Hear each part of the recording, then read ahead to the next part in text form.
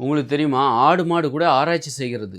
ஆடு, மாடுகளுக்கு ஐந்தறிவு அப்படின்னு சொல்லிட்டு, இவரு என்ன பெரிய இவரு மாரி மனுஷங்கன்ட்டு, ஆடு, மாடுகளுக்கு ஐந்தறிவு, அவைகளுக்கு ஒண்ணும் தெரியாது, வாயில்லா ஜீவன் அப்படின்னு சொல்லி ஏதோ முட்டாள்களைப் போல, அ எந்தவித ஜடத்தைப் போல, அதனால தான் தலைய வெட்டுறது, அவங்களும் நம்மள மாரி தான். ஆடு, மாடுகளும் நம்மள மாரி தான். அறிவாளி. நம்மளை விட அறிவாளிகள் ஆடு, மாடுகள். மன உறுதி படைத்தவர்கள். ஒரு ஆடு பாருங்க, பச்சை இலைகளத்தான் சாப்பிடுது. நம்மளால சாப்பிட முடியுமா? வயிறு நெறையா பச்சை இலைகள சாப்பிடுது. ஒரு மாடு வயிறு நெறையா புல்ல சாப்பிடுது. உங்களால ஒரு கைப்பிடி புல்ல சாப்பிட முடியுமா? அப்ப எவ்வளோ மன உறுதி அந்த மாட்டுக்கு இருக்கு பாருங்க. அப்ப ஏன் அந்த இன்னும் நல்லா பாருங்க, அந்த மாடுகள் ஆராய்ச்சி செய்கின்றன அப்படின்னு நான் சொல்றேன். ஆடு, மாடுகள். எப்படி சொல்றேன்னா, அந்த ஆடு, மாடுகள் ஏன் பச்சை புல்களை மட்டுமே சாப்பிடுகிறது? செடிகளை மட்டுமே தரையில் சாப்பிடுகிறது? ஏன் அது ஒரு பழத்த சாப்பிடணுங்கிற ஆசை இல்ல அதுக்கு பெருசா?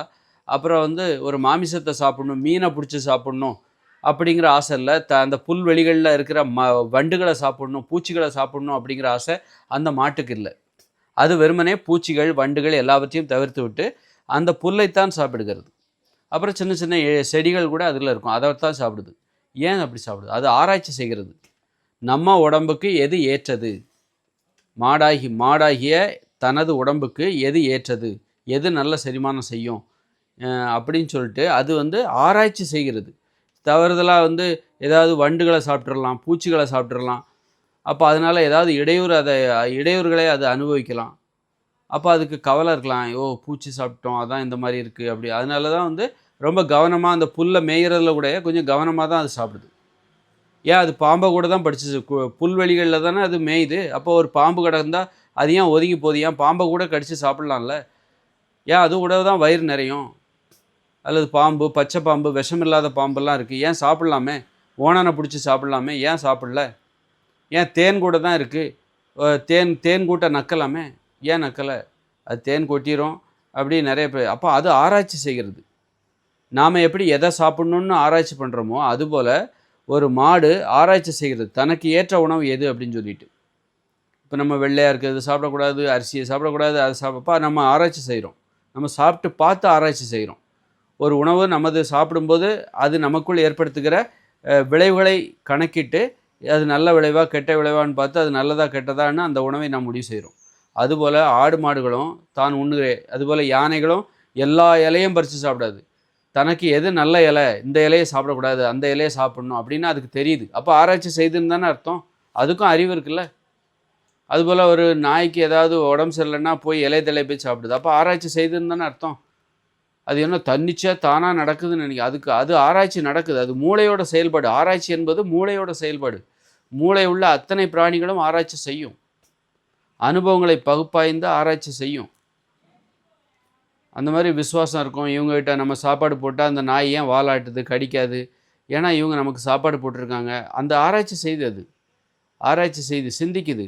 அதனால தான். இல்ல இவன் திருடன் நான் பார்த்ததே கிடையாது. இவன் மொழியும் சரியில்ல. அப்ப இவங்கள கொலைக்கணும். அப்படின்ட்டு பண்றது. ஒரு ஜல்லிக்கட்டு காளை எல்லாரையும் முட்ட போது. அந்த வளர்த்தவங்கள போனா ஒண்ணுமே பண்ண மாட்டேங்குது. ஏன்னா அது ஆராய்ச்சி செய்யுது. யார் நல்லவங்க, கெட்டவங்க சிந்திக்குது. அதனால ஆராய்ச்சி செய்வதும், சிந்திப்பதும் இதெல்லாம் மனிதர்களுக்கு மட்டும் தான். பிற உயிர்களுக்கு கிடைக்காதுன்னு நினைச்சுக்காதீங்க. ஒரு எறும்பு கூட ஆராய்ச்சி செய்கிறது. சின்ன சின்ன பாக்டீரியா கூட ஆராய்ச்சி செய்யும். மூளை உள்ள அத்தனை உயிரினமும் ஆராய்ச்சி செய்யும். எறும்பு மழை காலம் வருது. இப்பவே நம்ம உணவ சேமிச்சு வைக்கணும். அப்படின்ட்டு அது பரபரப்பா செயல்படுதுல்ல. அப்ப ஆராய்ச்சி பண்ணுதுல்ல. அது எப்போ மழை வருது என்பதை கூட எறும்பு தெரிஞ்சு வச்சுக்குது. மழை வருவதற்கு முன்பே நம்ம இடத்தெல்லாம் மாத்துது. பாதுகாப்பான இடத்தை நோக்கி போகுது. அப்ப அது ஆராய்ச்சி செய்யுதுல்ல. ஒரு வாசனைய கண்டு கொசு இப்ப நம்ம மொட்டை மாடியில இருக்கோம்னு வச்சுக்கங்க. மேல கொசு இல்ல. ஆனா கொஞ்ச நேரத்தில கொசு வந்துரும். நம்ம ரத்த வாடைய சுவாசிச்சு, ஆஹா மேல ஏதோ ஒரு ஒரு ரத்த உயிரினம் மேல இருக்கு. மேல போலான்னு அது ஆராய்ச்சி செய்கிறது. ஆராய்ச்சி செய்தா மேல ஒரு உயிரினம் இருக்குன்னு கண்டுபிடிச்சு, மேல நம்ம இருக்கிற இடத்துக்கு கொசு கடிக்க வருது. ஒரு எறும்பு ஒரு உணவு வாசனையை கண்டுபிடித்து அந்த உணவை தேடி வருகிறது. அப்ப அது ஆராய்ச்சி செய்துன்னு தானே அர்த்தம். ஏதோ ஒரு இனிப்பு வாசனை வருகிறது. இந்த பக்கமாகத்தான் வருகிறது. எந்த பக்கம் என்று பார்க்கும்போது இந்த பக்கமாக தான் வருகிறது. அப்படின்னு அது ஆராய்ச்சி செய்கிறது. அதனால அ ஆராய்ச்சி என்பது அனைத்து உயிர்களுக்கும் நடக்கும். மூளை உள்ள அனைத்து உயிர்களுக்கும் ஆராய்ச்சி என்பது நடக்கும். உயிர்கள் அனைத்துக்குமே உயிருள்ள அனைத்துக்குமே ஆராய்ச்சிகள் நடக்கும். மனிதர்களுக்கு மட்டும் கிடையாது. மனிதர்களுடைய ஆராய்ச்சி வந்து தேவையில்லாத ஆராய்ச்சி, அழிவை நோக்கி செல்லுகிற ஆராய்ச்சி. விண்வெளிக்கு போகிறது, வாகனங்களை ஓட்டுறது, பிறரை அடிமைப்படுத்துவது எப்படி, பணக்காரராகுவது எப்படி, பிறரை ஏமாற்றி பிழைக்கிறது எப்படி, இந்த மாதிரி அழிவை நோக்கி ஆராய்ச்சி செய்வது தான் பிற உயிரினங்களுக்கும் மனிதர்களின் ஆராய்ச்சிக்கும் வித்தியாசம். அணுகுண்டுகளை கண்டுபிடிக்கிறது, அணு உலையை எப்படி குண்டு போடலாம், இது எவ்வளோ நேரத்தில் போகும், மணிக்கு 10,000 கிலோமீட்டர் வேகத்தில் போகக்கூடிய ஏவுகணையை கண்டுபிடிக்கிறது, குறிப்பார்த்து இலக்கு நோக்கி, இந்த மாதிரியான ஆராய்ச்சி, அழிப்பதற்கான ஆராய்ச்சி, அழிவு நோக்கி செல்லுகிற ஆராய்ச்சி தான் மனிதர்களின் ஆராய்ச்சி. பிற உயிரினங்களுடைய ஆராய்ச்சி என்பது ஆக்கப்பூர்வமான கட்டுப்பாடான ஆராய்ச்சி. மனித உயிர்களுக்கு கட்டுப்பாடற்ற ஒரு ஆராய்ச்சியில் மனித உயிர்கள் ஈடுபட்டு கொண்டிருக்கிறார்கள்.